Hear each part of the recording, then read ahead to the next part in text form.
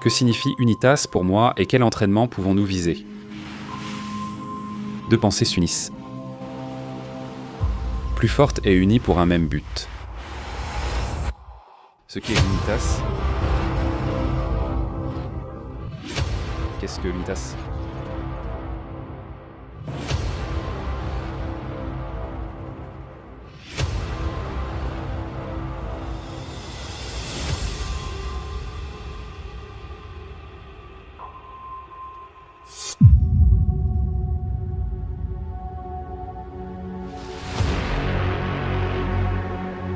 Le gouvernement brésilien actuel a choisi de conclure un accord de sécurité avec la Colombie, laissant de côté l'adhésion au bouclier des Amériques, une initiative qui réunit les États-Unis et 17 autres pays de la région.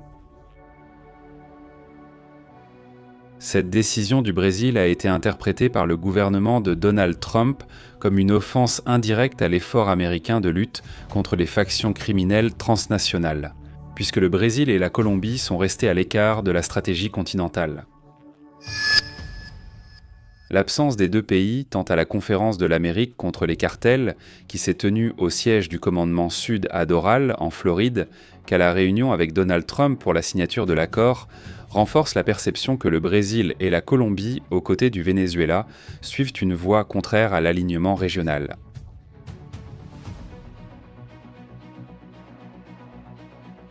Cette position soulève des questions sur les véritables intentions des gouvernements actuels de la Colombie et du Brésil dans la lutte contre le crime organisé, qui terrorise toute l'Amérique depuis des décennies.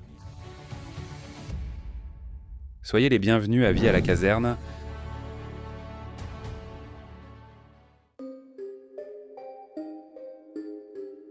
Le bouclier des Amériques continue d'avancer avec intensité, démontrant la force de la coalition internationale contre les cartels.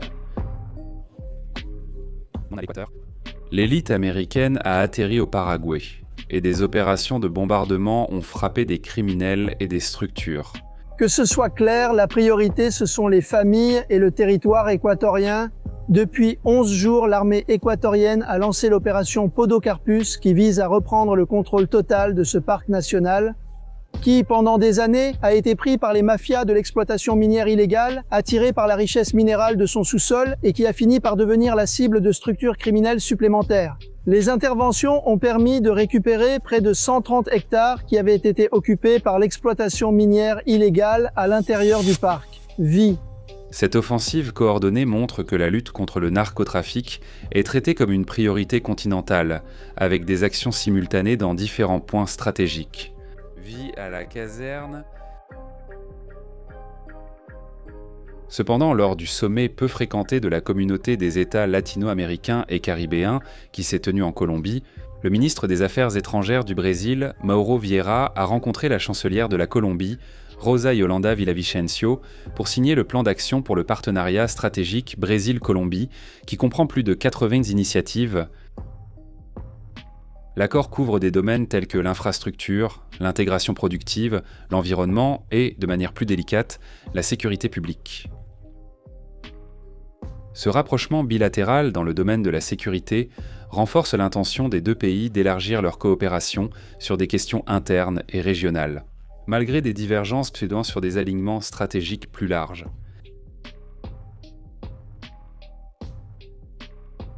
Il faut souligner que les forces armées brésiliennes coopèrent militairement avec les États-Unis depuis des décennies. Ce partenariat implique non seulement l'échange de connaissances et d'armements, mais aussi une relation de confiance et d'amitié, construite à travers des exercices conjoints et des entraînements réguliers. Tout changement de doctrine ou tout éloignement de cet alignement pourrait compromettre une structure de défense et d'interopérabilité déjà consolidée.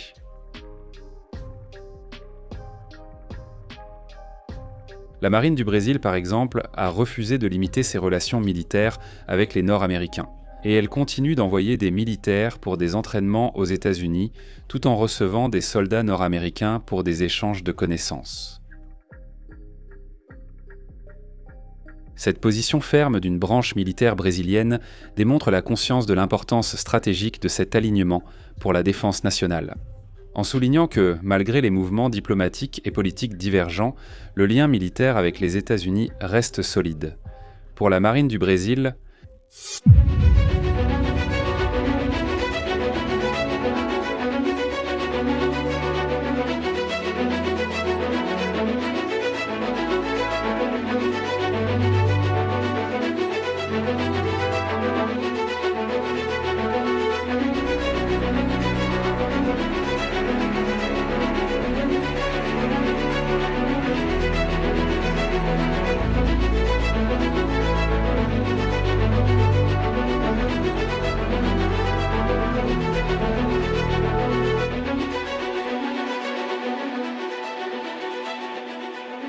le commandement Sud maintient une surveillance constante sur la mer des Caraïbes et le Pacifique, effectuant des patrouilles avec divers moyens et surtout avec le soutien de porte-avions.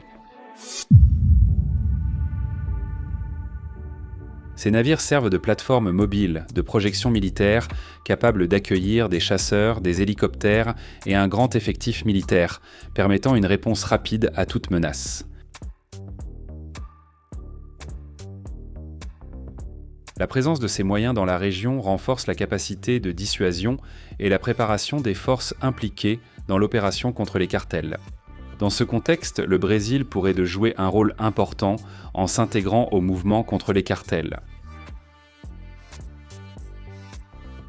L'adhésion apporterait un soutien logistique, militaire et technologique, renforçant le travail des polices d'État qui affrontent quotidiennement des criminels lourdement armés. Avec le soutien du bouclier des Amériques, le pays serait en mesure d'accroître sa capacité de réponse et de réduire la vulnérabilité des forces locales, face à des factions qui opèrent avec une puissance de feu comparable à celle des armées. L'alliance restreinte entre le Brésil et la Colombie dans le domaine de la sécurité soulève des doutes quant à son efficacité stratégique, surtout lorsqu'on la compare à la puissance et aux ressources mises à disposition par le département de la guerre des États-Unis, qui est la plus grande puissance militaire du monde.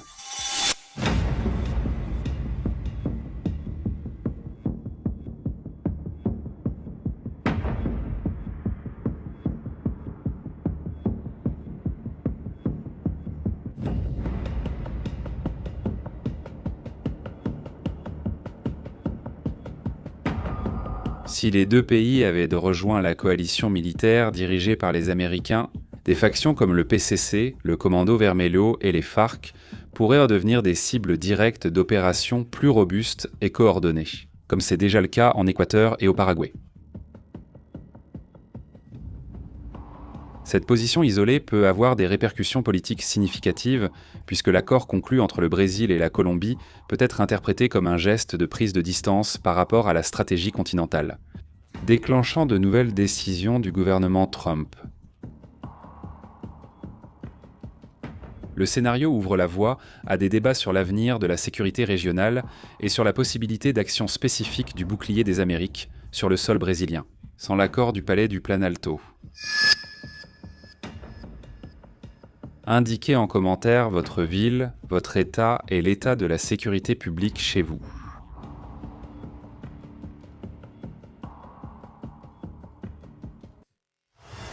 Sur Vie à la caserne, vous suivez toute l'actualité du monde militaire. Laissez votre like, abonnez-vous et regardez l'une des vidéos qui apparaissent sur votre écran. En avant combattants, à la prochaine.